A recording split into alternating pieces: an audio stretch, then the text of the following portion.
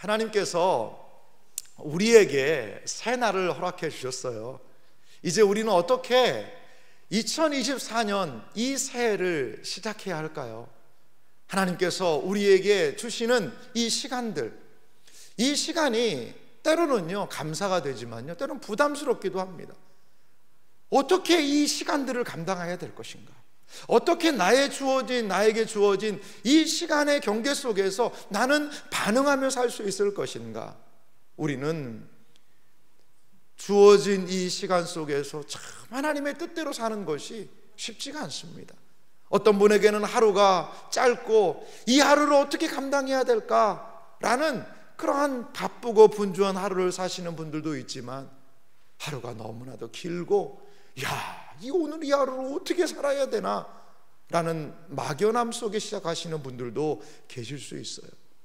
우리 이 시간 하나님의 말씀을 듣는 이유는 무엇입니까? 우리의 새해가, 우리의 시간이 하나님 안에 있음을 기억하고, 우리에게 주어진 이 시간의 날들 속에서 하나님께서 함께 하실 때에 어떠한 나의 하루가 될 수 있는지를 우리는 생각하며 이 말씀을 나누기 원합니다.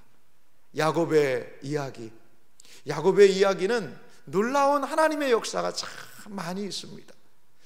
야곱의 부끄러운 이름으로 시작했고, 야곱의 연약함 가운데 시작했지만 하나님께서 그와 함께 하심이 드러났다는 거죠. 여러분, 이제 야곱에 대한 이야기를 들을 텐데요, 이 야곱에 대한 이야기를 들으면서 우리를 보았으면 좋겠어요. 그리고 야곱에 대한 이야기를 들으면서 우리 한 가지가 생각할 것이 있습니다. 그것은 뭐냐면, 참 성경의 사람인데도 불구하고 너무나도 인간적이구나. 성경의 사람임에도 불구하고 야곱도 그랬네? 아니, 성경의 주인공인 야곱도 이러한 삶을 살았단 말이야? 이러한 문제가 있었단 말이야? 그렇다면 나도 하나님께서 하실 수 있는 은혜가 있겠구나. 그것을 함께 좀 살펴봤으면 좋겠습니다. 오늘 첫 시간 저는 이 야곱에 대한 이야기, 오늘 출생에 관한 이야기를 좀 함께 나누기를 원합니다.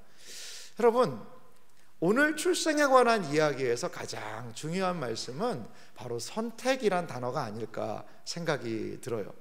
그런데요, 이 선택이라는 단어는 우리를 좀 불편하게 하는 단어이기도 한 것 같아요. 선택이라는 단어는요, 자, 선택이라는 그 내용 한번 들어가 볼까요?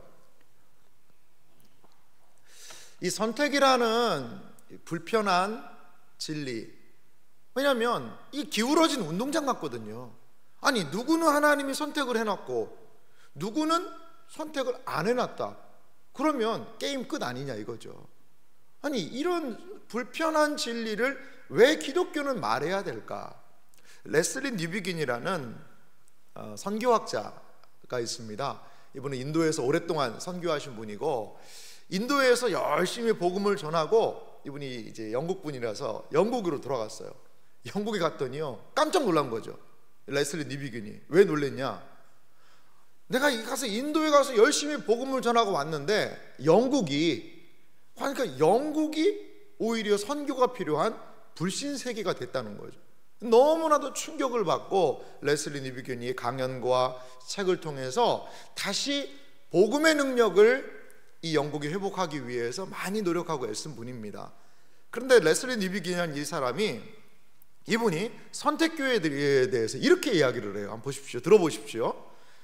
기독교의 가르침 가운데 선택교리만큼 심한 조롱과 분노의 대상이 되었던 것은 없을 것이다. 전능하고 사랑이 많으신 하나님이 특정한 사람이나 한 부족을 선택해서 특별한 사랑과 관심을 두신다는 것은 이해하기 어려울 뿐더러 무식한 이기주의로 비춰진다. 그런 부분이 분명히 있거든요. 아니, 누구는 선택하고, 아니, 누구는 인삼 먹고, 누구는 산삼 먹고, 아니, 누구는 무 뿌리 주고, 이게 말이 되냐 이거예요. 이것 때문에 선택교리에 대해서 많은 사람들은 의문을 제기하고, 선택교리에 대해서 하나님을 원망하는 사람들도 있습니다.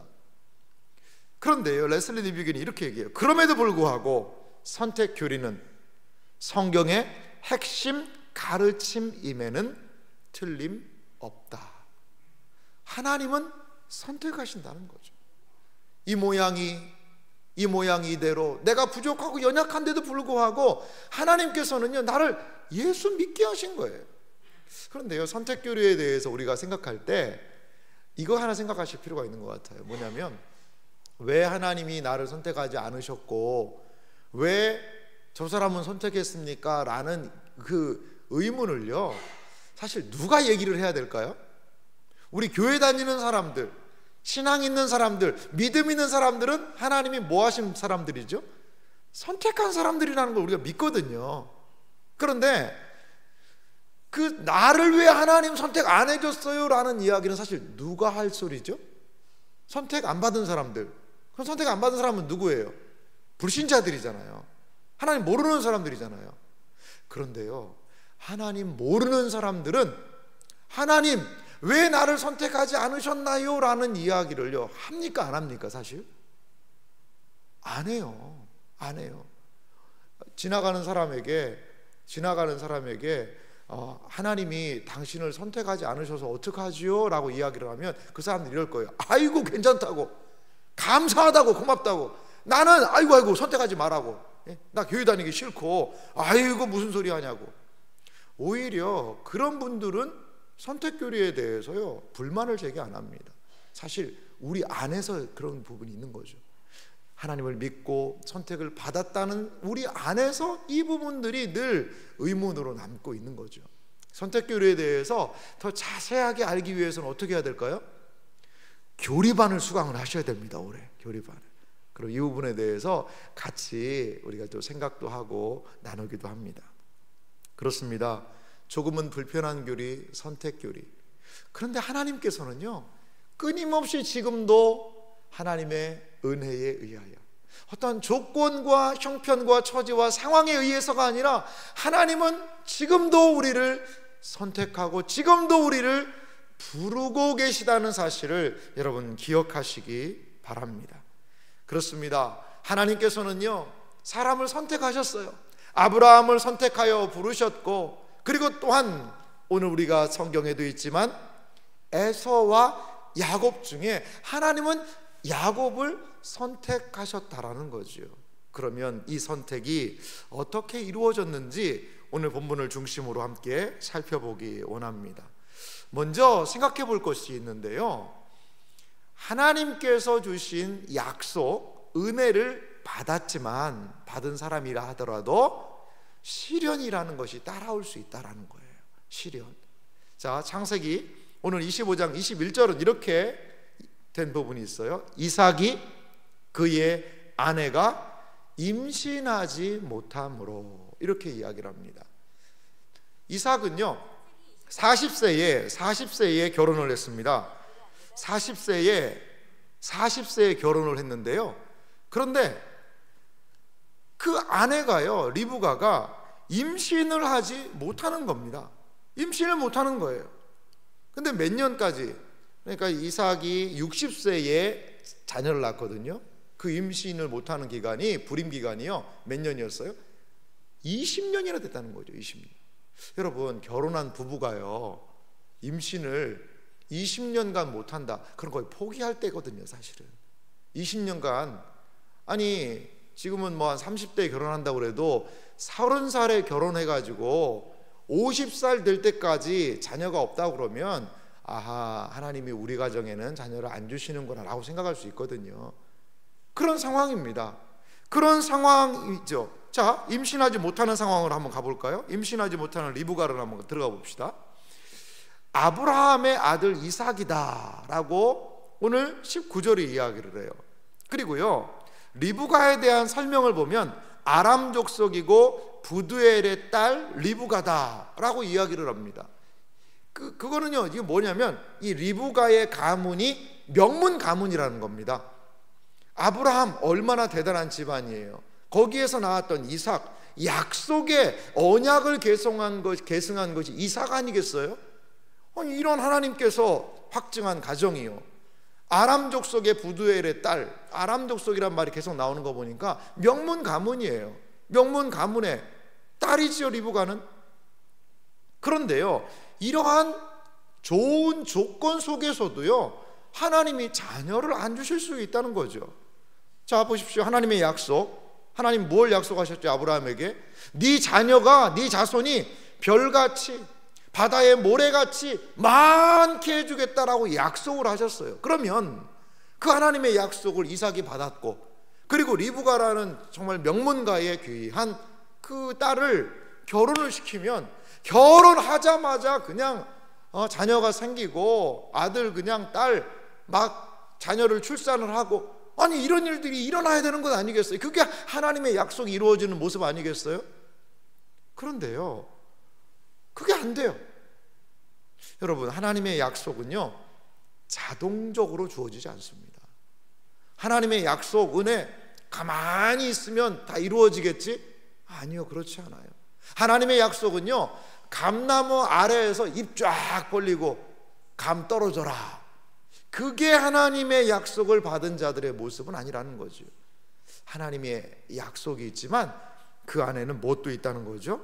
시련도 있을 수 있다라는 겁니다. 자, 이렇게 리브가의 부림은요 이삭에게 한 행동을 하게 합니다. 그것은 무엇이었죠? 오늘 성경에 보니까 이삭이 뭐 했다고 그래요? 기도했다라고 그럽니다. 자, 이삭이 어떻게 기도했나 볼까요? 이삭이 기도를 하는데요, 이삭의 가정의 부림, 20년간의 부림은 이삭에게 무엇을 주었을까? 묵상해 보니까요 이삭에게 간절함을 좀 준 것 같아요. 여러분, 이삭이 어떤 존재죠? 이삭은요 엄친아입니다. 여러분, 엄친아가 뭔지 아세요? 엄마 친구 아들이에요. 엄마 친구 아들. 자, 엄마 친구 아들은 어떤 아들일까요? 엄마 친구 아들은요 공부도 잘하고요, 엄마 말도 잘 듣고요, 그리고 잘생기고요. 야, 엄마 친구 아들은 그러니까 항상 힘들어요. 아들은 누구 때문에? 엄마 친구 아들 때문에 힘든 거죠. 엄마 친구 아들 때문에. 사실 이삭은요 엄친아예요. 엄친아. 보세요, 100세에 난 그 아들입니다. 얼마나 엄마하고 아버지의 사랑받았겠어요? 그리고요 이삭이 놀라운 건요, 너를 제물로 하나님께 드리겠다 그랬더니요 막 반항해가지고, 아니 아버지 미쳤습니까? 아버지 노망이 드셔가지고 어떻게 합니까? 막 그러고 아버지 뿌리치고 도망가지 않고요, 예 아버지 하나님 뜻이면 제가 그렇게 할게요. 이런 아들이 어디 있어요, 여러분? 이렇게 순종적인 아들이 어디 있어요? 부모가 뭐라고 좀 이상한 말 하면 애들이 막 그냥 달라드는 이 세상 속에서 너무나 이게 순종의 대명사거든요. 그렇게 자랐어요. 그 어머니의 간절한 기도 속에 아버지의 강력한 믿음의 영향을 받은 것이 이삭 아니겠어요? 그리고요 사실 이 집안이요 좀 사는 집안입니다. 이삭네 집안이요 좀 사는 집안이에요. 그 많은 재산을 아버지에게 물려받고 했으니 풍부하게 잘 자란 엄친아입니다. 그럼 부족할 게 없어요. 그런데 뭐가 부족한 거죠?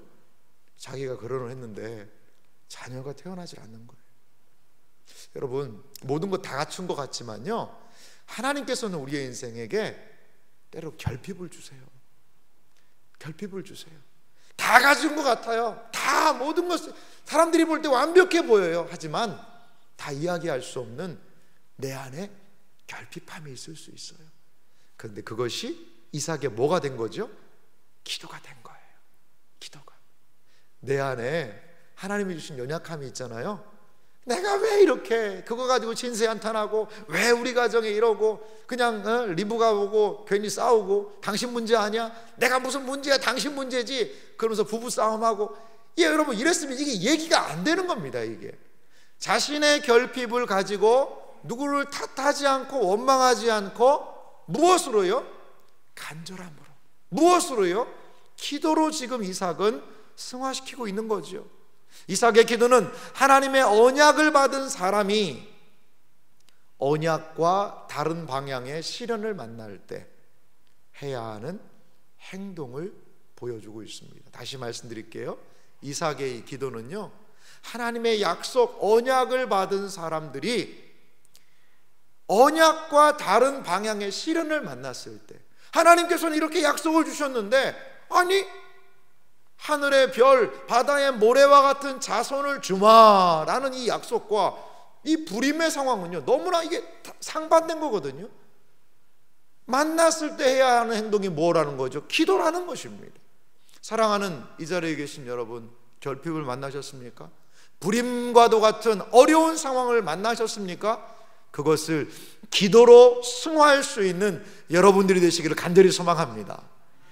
이렇게 기도할 때에 하나님께서 은혜를 주셨어요. 이 가정에 은혜를 주신 거죠.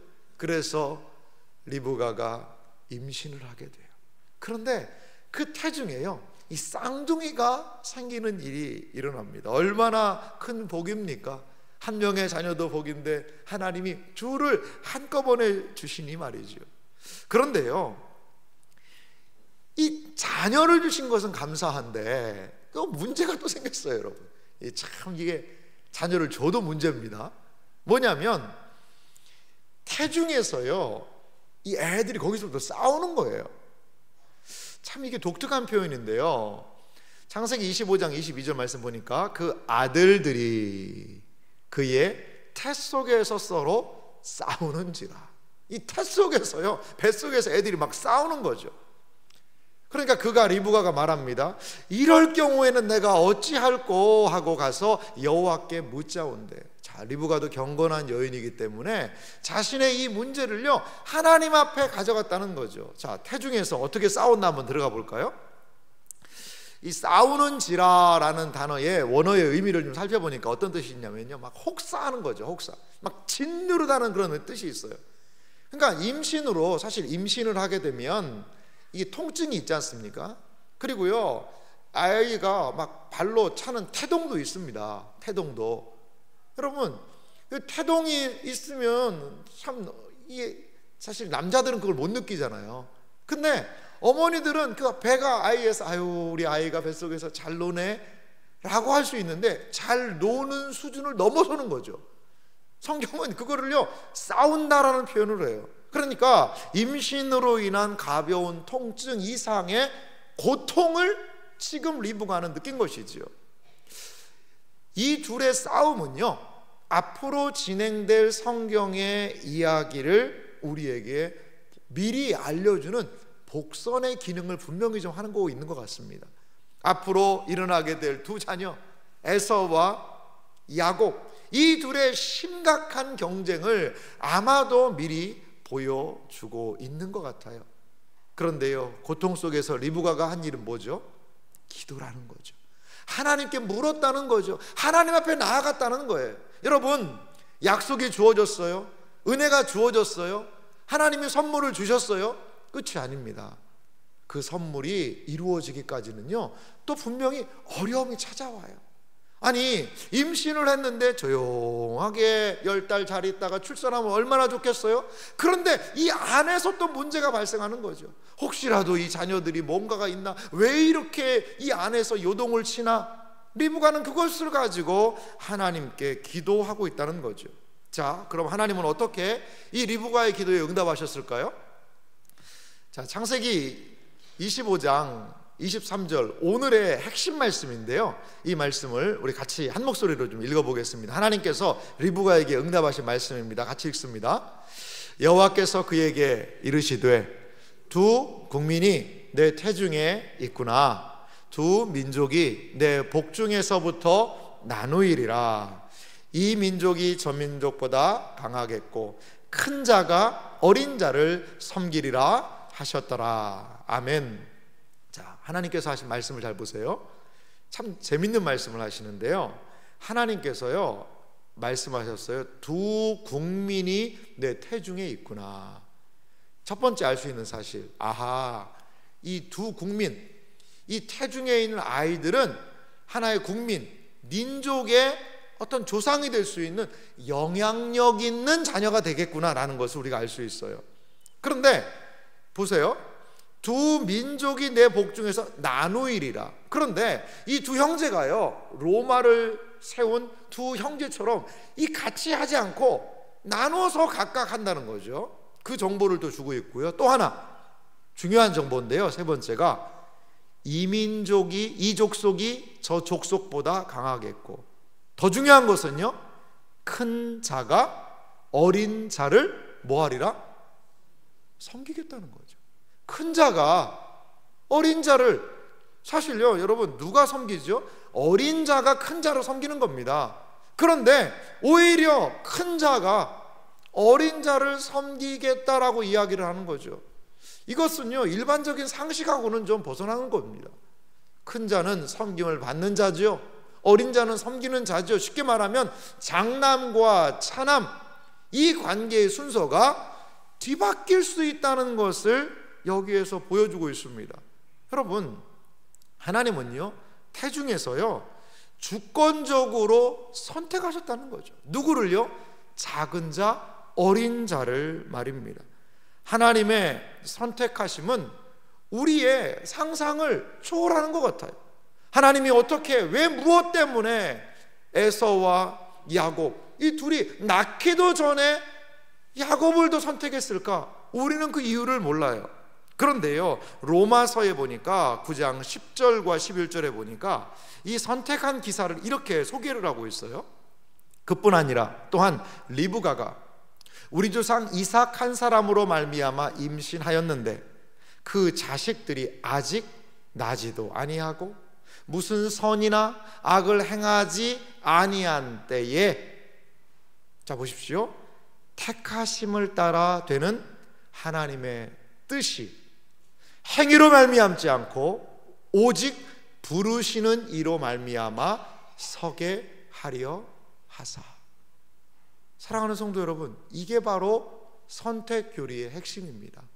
이게 바로 하나님의 선택의 모습이라는 거지요. 하나님께서는요 무슨 선한 일이나 악을 행하지 아니한 그때에, 뱃속에 있는 애들이요 뭘 죄를 저질렀겠어요? 무슨 잘못을 저질렀겠어요? 하나님께서는 뱃속 안에 있는 작은 자 이삭의 아들인 작은 자 야곱을 선택하심을 통하여서 우리에게 선택의 놀라운 신비를 알려주고 계신 겁니다. 택하심을 따라 되는 하나님의 뜻, 하나님의 뜻에 따라, 하나님의 주권적인 역사에 따라 내가 부름받고 선택되었다는 거죠. 오직 부르시는 이로 말미암아 우리가 선택되었다는 것입니다. 사랑하는 성도 여러분, 하나님이 왜 우리를 부르셨습니까? 하나님을 왜 우리를 예수 믿게 하셨을까요? 하나님이 왜 우리를 이 교회로 부르셔서 신앙생활하고 믿음생활 하시게 한 이유가 뭘까요? 우리는 잘 몰라요. 우리는 잘 몰라요. 그저 우리에게 어느 날 믿음이 생겼고, 그저 예배드리는 것이 기쁨이 있고, 그저 감사가 있는 거죠. 여러분, 이것은 하나님의 선택하심의 결과라고 밖에 우리는 이야기할 수밖에 없어요. 사랑하는 이 자리에 계신 여러분, 우리의 형편, 모습, 처지, 때로는 하나님의 선택하심과는 걸맞지 않은 때가 좀 많은 것 같아요. 저도 목사지만 제가 볼 때 제 양심이 어느 날 그런 얘기를 해요. 야, 네가 그러고도 목사냐? 네가 그러고도 목사냐? 라는 말을 이 양심이 해요. 네가 그러고도 성도냐? 네가 그러고도 그리스도인이냐? 너 하나님 믿는 사람 맞아? 라는 우리 안에 양심이 우리를 송사할 때가 있어요. 하지만 여러분 기억하시기 바랍니다. 우리의 행위, 우리의 행동 여부에 따라서 하나님이 우리를 선택하신 것이 아니라 오직 하나님의 뜻을 따라, 오직 하나님의 은혜를 따라 우리에게 하나님께서는 우리를 선택하여서 불러주셨다는 사실을 여러분 믿으시기 바랍니다. 이게 바로 우리가 믿음 생활할 수 있는 가장 중요한 토대예요. 날 부르셨다. 나를 부르셨다는 거죠. 왜? 하나님 왜 나를 부르셨습니까? 하나님 왜 나를 선택하셨습니까? 그것은요, 나중에요, 천국 가서 하나님 앞에 가서 물어보세요. 하나님 앞에 가서 우리가 알 수 있는 한 가지는 무엇이냐? 부족하고 연약한 내 모습이지만 하나님이 나를 부르셨다. 하나님이 부르신 존재로 살아가는 여러분들 되시기를 주님의 이름으로 간절히 소망합니다. 그렇습니다. 이렇게 하나님의 선택하심이 야곱 안에 놓여 있습니다. 야곱은요 사실 둘째고요, 하나님의 축복이 이어가는 그 루트는 사실 아니거든요. 아브라함, 이삭, 그리고 에서를 통하여서 하나님의 복이 갈 수밖에 없는 상황이에요. 그런데 하나님께서는 이 순서를 뒤바꾸셨어요. 이것은 하나님의 주권적인 뜻이라는 것입니다. 우리가 다 이해할 수 없는 그러한 섭리죠. 이제 약속을 따라서요 이들의 이름을 짓습니다. 자, 어떻게 이름을 짓나 볼까요? 25장 25절을 이렇게 말합니다. 먼저 나온 자는 붉고 전신이 털옷 같아서 이름을 에서라 하였고, 후에 나온 아우는 손으로 에서의 발꿈치를 잡았으므로 그 이름을 야곱이라 하였으며, 리브가가 그들을 낳을 때에 이삭이 60세였더라. 자, 에서와 야곱의 이름의 의미를 한번 좀 살펴보도록 합시다. 에서는요 붉고 털이 있다. 야, 이게 참 놀라운 일 아닙니까? 애가 태어났는데요, 깐난 아이가 이 솜털인지 모르지만 하여간요 좀 털이 있었다는 거죠. 털이. 그리고요 얼굴이 붉었다는 겁니다. 붉었다는 거예요. 이 붉다라는 표현은, 얼굴이 붉다라는 표현을 한 사람이 또 하나 있는데 다윗이거든요. 다윗도 얼굴이 붉고 이런 표현을 해요. 좀 긍정적인 의미도 분명히 있는 것 같아요. 그런데 에서의 이름을 지을 때는 에서의 드러난 모양을 보고 지어요, 이름을. 야곱은 어떻죠? 야곱은요 태어날 때 이 에서의 뭘요? 발꿈치를 잡고 태어났다라는 거죠. 발꿈치를. 그러니까 야곱의 이름은 어떻게 지었느냐? 야곱의 무엇을 따라? 행동을 따라서 이름을 지은 거예요. 이게 좀 차이가 분명히 좀 보입니다. 모습과 행동, 이 둘로서 이 형제의 이름을 짓습니다. 야곱의 이름, 어제 주일에도 살펴보았습니다만 발꿈치를 잡았다는 뜻이고, 발을 걸어 넘어뜨려다 속여 빼앗다라는 그런 의미, 그 야곱의 독특한 행동. 아마도 이삭과 리브가가 이 야곱을 보면서 야, 이 녀석 봐라 이거, 아이고 지 형을 발목을 잡고 나왔네, 아이고 이 녀석 앞으로 어떻게 될까? 아마 둘이 껄껄 웃으면서 그 행동을 보고 이러한 이름을 지었던 것 같습니다. 자, 그런데요 놀라운 것은요 이름 안에 삶이 있다는 거예요. 이름 안에 삶이 있다는 겁니다. 다음 이름 안에 삶의 내용을 좀 들어가 보면은요, 이 야곱과 에서라는 이 두 이름은요 두 민족을 앞으로 이루게 되는데요, 이 에서는요 에돔 족속을 이루게 됩니다. 그리고요 야곱은요 이스라엘 족속을 이루게 되는 거죠. 우리가 알고 있는 그 두 민족의 시작은 쌍둥이의 출생과 이름 짓기 가운데서 우리가 생각할 수 있다는 거죠. 하나님은 이스라엘 민족을요 초자연적으로 인도하고 계신다는 겁니다. 여기서 우리가 하나 기억할 사실이 있어요. 뭐냐면 창세기가 왜 기록이 됐을까요? 창세기는 누가 기록했죠? 모세가 기록했습니다. 모세 때면 출애굽 때 아니겠어요? 그러면 창세기를 기록한 목적은 무엇일까요?